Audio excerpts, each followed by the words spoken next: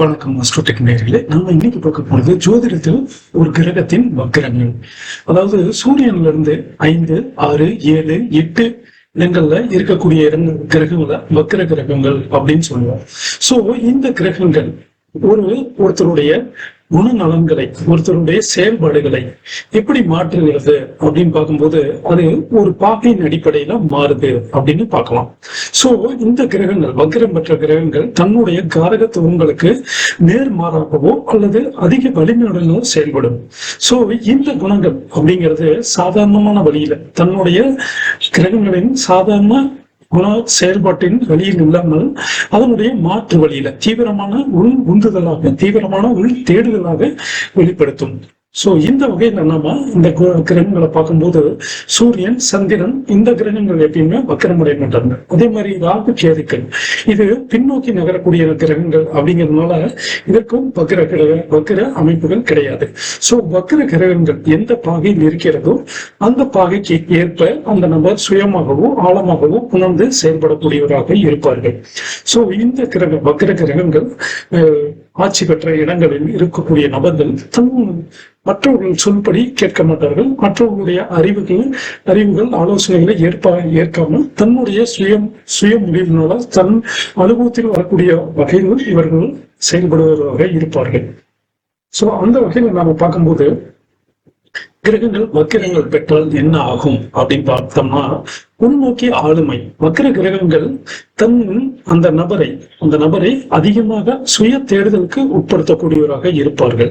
So எதையும் வெளிப்படையாக காட்டிக்கொள்ளாமல் தனக்குள்ளேயே பெரிய உலகத்தை வைத்துக் கொள்பவர்களாக இருக்கக்கூடிய அமைப்பையே உருவக்கூடியது இந்த வக்கிர கிரகங்கள். அதே போல விசித்திரமான அல்லது தனித்துவமான அடையாளத்தை தேடக்கூடிய நபர்களாக இருப்பார்கள். சாதாரண கிரகங்கள் செயல்படக்கூடிய அமைப்பிற்கு எதிர்ப்புறமாக சாதாரணமாக கிரகங்கள் தன்னுடைய காரகத்துவத்திற்கு ஏற்ப ஒருவரை நடக்க வைக்கும். ஆனால் வக்கிர கிரகங்கள் அந்த நபரை தன் சமூக கட்டுப்பாட்டுகளை உடைப்பவராகவோ அல்லது அதிலிருந்து முற்றிலும் புதிய பாதையை உருவாக்குவதாகவோ அமைத்துவிடும். உதாரணமாக குரு, சனி இதெல்லாமே பாத்தீங்கன்னா வக்கிரமாக இருக்கும் பொழுது அதனுடைய தன்மைகளை மாற்றிவிடும். அதே போல அதனுடைய பாகைக்கு ஏற்றபடி இந்த கிரகங்கள், வக்கிர கிரகங்கள், பொதுவாகவே கிரகங்கள் தன்னுடைய பாகையில் இருக்கக்கூடிய பாகைக்கு ஏற்பட தாக்கங்களை ஏற்படுத்தும். அதே வக்கிர கிரகங்கள் ஒரு தேவ பாகையில் இருந்தால் அது ஒரு அமைதியான மேதையாகவோ அல்லது அமைதியான ஞானத்தன்மையை கொடுக்கும். இவர்களை புரிந்து கொள்வது கடினம். ஆனால் இவர்களின் சொல்லுக்கும் செயலுக்கும் ஒரு தெய்வீக வலிமையை பிற்காலத்தில் 30 வயதிற்கு மேல கொடுக்கும். அந்த கிரகங்களை தன்மையை பொறுத்து. அதே மனுஷ பாகையில் இருந்துச்சு அப்படின்னா அவர்களுடைய அடையாளம் அப்படிங்கிறது ஒரு கடின உழைப்பாளியாகவோ, ஒரு விஷயத்துல அல்லது ஒரு செயல்பாட்டுல ஸ்பெஷலிஸ்டாக, நிபுணராக இருப்பார்கள். குறிப்பிட்ட வித்தையில, குறிப்பிட்ட பகுதியில, திறமையில இவங்களை மிஞ்சிக்க ஆளே இருக்காது அப்படிங்கிற மாதிரியான அமைப்பை கொடுப்போம். இதே ராட்சச பாகையில இருந்துச்சு அப்படின்னா இவங்க ஒரு புரட்சியாளராகவோ, ஒரு போர் வீரனாகவோ இருப்பார்கள். அதாவது மற்றவங்க சொல்வதை அப்படியே ஏத்துக்காம அதோட தர்க்க விவாதங்கள் செய்து தன்னுடைய சுய அடையாளத்தை நிலைநாட்டுபவர்களாக இருப்பார்கள். சோ இந்த வகையில நம்ம வக்கிர செவ்வாயிலிருந்து பார்ப்போம். ஏன்னா சூரியன், சந்திரன், ராகு, கேதுக்களுக்கு இல்லை. அப்ப சூரியன், சந்திரனை விட்டால் முதன்மையான கிரகங்கள்ல செவ்வாய் தான் அடுத்ததாக இருக்கும். சோ செவ்வாயில இருந்து நம்ம பார்ப்போம். பிற்பகுதியில சூரியன், சந்திரனையும் சேர்த்துக் கொள்வோம். சோ செவ்வாயினுடைய இயல்பான குணம் அப்படிங்கறத பார்த்தோம்னா அது அதிகாரம் மற்றும் வேகமாக இருக்கக்கூடியதாக இருக்கும். சோ இதே வக்கிரம் அடைந்துருச்சு அப்படின்னா இவங்களோட வேகம் வெளியில தெரியாது. ஆனா உள்ளுக்குள்ளேயே ஒரு அடக்கப்பட்ட எரிமலை போல பொங்கிட்டு இருப்பாங்க. சோ வீரமோ, வேகமோ, விவேகமோ, பேச்சோ இதெல்லாமே பாத்தீங்கன்னா இன்வர்டா இருக்கும், உள்முகமாக இருக்கும். அவசரப்பட்டு பேச மாட்டாங்க, அவசரப்பட்டு ஒரு முடிவு எடுக்க மாட்டாங்க. உள்ளுக்குள்ள திட்டம் போட்டு தக்கக்கூடிய குணமாக இருக்கும். அதனாலதான் அவங்க அதிகமா உள்ளுக்குள்ள பொங்கிட்டு இருக்கக்கூடிய ஆட்களாக இருப்பார்கள். அதே 35 வயதுக்கு மேல செவ்வாய் அப்படிங்கிறது தன்னுடைய வீரியத்தை காட்டும் போது வேகமாக இருக்கும். இதே மனுஷ அம்சத்துல இருந்துச்சுன்னா இந்த கிரகங்கள் செவ்வாய் மனோபாவத்தை மனுஷ கிரகங்களாக இருக்கும் பொழுது எப்படி இருக்கும் அப்படிங்கிறத பார்க்கும். சோ பாகை தாக்கத்துல மனுஷ கிரகத்துல இருக்கும் போது போட்டி மனப்பான்மை இருக்கும். இது வக்ரம் ஆயிடுச்சு அப்படின்னா ஒரு வீடோ நிலமோ நம்ம பேர்ல இருக்கணும் அப்படிங்கிற லௌகீக சுகத்துல வேகத்தை கொடுக்கும். கோபம் மற்றும் வேகம் கலந்த சராசரிக்கு மேற்பட்ட செயல்பாட்டை கொடுக்கும். இதே தேவகுணமா இருந்துச்சு அப்படின்னா தர்மத்தை காக்க போராடக்கூடிய வீரனை போல செயல்படுவார்கள். அநீதியை கண்டு அநீதியை கொடுமையை கண்டு பொங்கக்கூடியவர்களாகவும் பாதுகாப்பிற்காக தனது வலிமையை பயன்படுத்தக்கூடியவராகவும் இருப்பார்கள். இதே ராட்சச குணத்துல இருந்துச்சு அப்படின்னா வன்முறை, அணிவு, ஆக்ரோஷம், காரணம் இல்லாமல் கோபப்படுவது, சண்டை போடுவது, தன்னுடைய பலத்தை பயன்படுத்தி பிறரை துன்புறுத்துதல் அப்படிங்கிற அமைப்புக்கு வரக்கூடிய குணத்தை கொடுப்பது இந்த செவ்வாயினுடைய தாக்கம். சோ இந்த செவ்வாய் அப்படிங்கிறது ஒருவருடைய ஆற்றலை எப்படி செயல்படுத்துகிறார் என்பதை குறிக்கக்கூடிய இந்த செவ்வாய். அடுத்ததாக இந்த வகையில நம்ம வரிசையில நாம பார்க்க போறது புதன். புதன் அப்படிங்கிறதே பாத்தீங்கன்னா புத்திக்கு அதிபதி, புத்திக்கும் தகவல் தொடர்புக்கும் அதிபதியாக இருக்கக்கூடியவர். தகவல்களை திரட்டுவதும் அதை பிறரோடு பகிர்ந்து கொள்வதும் கற்கும் திறனை இதையெல்லாம் தீர்மானிப்பது புதனுடைய வேலை. சோ புதன் வக்கரமாக இருக்கும் போது எப்படி இருக்கும் அப்படின்னு பார்த்தோம்னா ஒரு விஷயத்தை மற்றவர்கள் பார்க்கும் கோணத்துல இவங்க பார்க்க மாட்டாங்க. இவங்களுடைய சிந்தனை அப்படிங்கிறது think out of the box அப்படிங்கக்கூடிய மாற்று சிந்தனையாக இருக்கும். இது பாகையினுடைய தாக்கம். இந்த புதன் இருக்கக்கூடிய பாகையினுடைய தாக்கத்துல வக்கிரமாச்சு அப்படின்னு சொன்னா தர்க்கம் செய்யும் போது மிகவும் பிடிவாதமாகவும் ஆக்ரோஷமாகவும் இருப்பார்கள். சோ இப்ப இவங்களுடைய குணம் அப்படிங்கிறது பேசும் திறனை விட எழுதும் திறன் அல்லது ரகசிய தகவல்களை பகுத்தாய்ந்து அனலைஸ் பண்ணக்கூடிய திறன்கள் அதிகமாக இருக்கும். இதே புதன் தேவ குணத்துல இருந்துச்சுன்னா அப்படின்னா ஞானம் மற்றும் தர்மத்திற்காக அறிவை பயன்படுத்துவர்களாக மற்றவர்களுக்கு புரியும்படி ஒரு உண்மையை இனிமையாக சொல்லும் குணம், எல்லோரும் நல்லா இருக்கணும் அப்படிங்கிற உயர்ந்த நோக்கத்துல ஒரு விஷயத்தை தான் சம்பந்தப்பட்ட துறையை ஆராயக்கூடிய மனநிலைமையாக இருக்கும். மனுஷ குணமாக இருந்துச்சுன்னா நடைமுறை வாழ்க்கைக்கு தேவையான அறிவு, எவ்வளவு சம்பாதிக்கலாம், என்ன படிக்கலாம் போன்ற நடைமுறை தேவைகளுக்கான புத்திசாலித்தனம், உணர்ச்சிகளுக்கும் அறிவுக்கும் இடையில ஒரு ஊசலாடக்கூடிய மனநிலைமையும் கொடுக்கும். இதுவே ராட்சச குணமா இருந்துச்சு அப்படின்னா தந்திரமான புத்தி, மற்றவங்களை ஜெயிக்கணும் அப்படிங்கிறதுக்காக தன்னுடைய தகவல்களை பயன்படுத்துவது அல்லது மற்றவர்களை வந்துட்டு தன்னுடைய அறிவின் அடிப்படையில பயன்படுத்தி கொள்வது, தர்க்க ரீதியாக கடுமையாக பாதிடுதல், ரகசியமான இருண்ட பக்கங்களை ஆராயக்கூடிய தீவிரமான தன்மை, இதையெல்லாம் கொடுக்கக்கூடியது இந்த புதன். வக்கிர புதன் டெல்லஸ் நார்மலாவே புதன் ராட்சச குணத்துல இருந்தாலே இந்த பண்புகள் வெளிப்படக்கூடிய வாய்ப்புகள் உண்டு. இதே வக்கிர குரு அப்படின்னு இருந்துச்சு அப்படின்னு பாத்தீங்கன்னா குரு அப்படிங்கிறது பாத்தீங்கன்னா ஒருவருடைய சுய மதிப்பு மற்றும் அவருடைய கற்கும் முறை, நாம எப்படி ஒரு விஷயத்தை கத்துக்கணும் அப்படிங்கறதையெல்லாம் தீர்மானிக்கக்கூடியது குருதான். சோ ஒரு நபர் ஒரு விஷயத்தை எவ்வளவு ஆழமாக புரிந்து கொள்கிறார் அப்படிங்கிறதையும் அவர் தார்மீக கட்டுப்பாட்டை கான்சியஸா எவ்வளவு இருக்கிறாரு அப்படிங்கிறதையும் குறிக்கக்கூடிய ஒன்று குரு.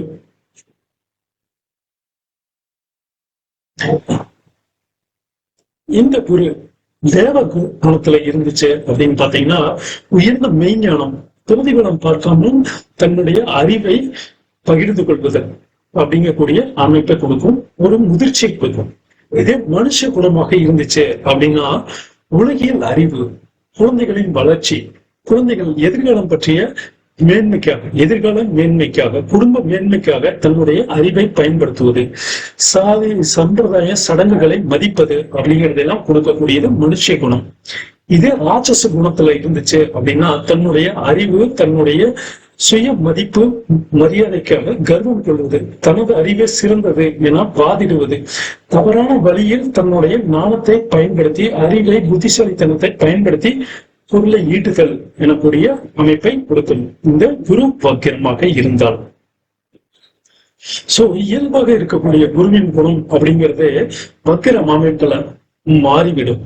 அதாவது இயல்பாக ஒரு ஞானம் அல்லது வழிகாட்டுதலை தருவதாக இருந்துச்சுன்னா இந்த வக்கிர குரு அப்படிங்கிறது தன்னுடைய பாரம்பரிய முறையிலான கல்வியை, பாரம்பரிய முறையிலான தன்னுடைய மதிப்பு மரியாதைகளை சுய தேடல்கள் மூலமாக கிடைக்கும் ஞானம், இது எல்லாமே மாற்றிவிடும்.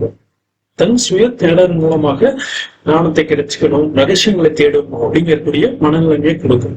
சோ ஒரு கிரகம் குரு வக்கிரம் பெற்றால் அப்படின்னா அந்த நபர் பழக்கமான பாரம்பரியமான மெத்தடாலஜி சிஸ்டம் முறையான கல்வியை விட தன்னுடைய சுய தேடல் மற்றும் மறைமுக உண்மைகளை ஆராய்வதில் ஆர்வம் காட்டக்கூடியவராக இருந்தார். சோ கல்வியில தன் சுய தேடல் மூலமாக ரகசியங்களை தேடி கற்றுக்கொள்ளக்கூடிய அவர்களுக்கு சிறந்ததாக இருக்கும். சோ அடுத்தது சுக்கிரன். சுக்கிரன் அப்படிங்கறத பாத்தீங்கன்னா ஒருவருடைய விருப்பங்கள், அழகிய உணர்வுகளை தீர்மானிக்கக்கூடியவர். சோ ஒரு நபர் எதை நேசிக்கிறார், எதை கண்டு மகிழ்ச்சி அடைகிறார் அப்படிங்கறதையெல்லாம் சொல்லக்கூடியது இந்த சுக்கிரன் தான். இந்த சுக்கிரன் வக்கிரம் அடைந்தது அப்படின்னு பாத்தீங்கன்னா ரசனைக்கும் அன்புக்கும் காரகன் ஆகிய சுக்கிரன் சமூகத்தின் பொதுவான ரசனைகள் இவருக்கு பிடிக்காது. பழங்கால கலைகள் அல்லது வழக்கத்திற்கு மாறான விஷயங்களில் ஆர்வம் காட்டக்கூடிய நபர்களாக இருப்பார். சோ இந்த ஆர்வம் அப்படிங்கிறது பாத்தீங்கன்னா பார்க்கும்போது தேவ குணத்துல இருந்துச்சு அப்படின்னு பாத்தீங்கன்னா உயர்ந்த கலை நயம், ரசனைகள், நிபந்தனையற்ற அன்பு, அன்கண்டிஷனல் லவ், அறிவை ரசனையாகவும் மென்மையாகவும் மாற்றும் குணம், தூய்மையான காதல் அப்படிங்கறதையும் சொல்லக்கூடியது தேவ குணம். இதே மனுஷ குணமா இருந்துச்சு அப்படின்னு சிற்றின்பம், சுகபோகம், கேளிக்கைகள், அலங்காரங்கள் மீது ஆர்வங்கள் இருக்கும். அழகான வசதியான வாழ்க்கையை வாழ துடிக்கும் சராசரியான மனிதர் ஆக இருப்பார்.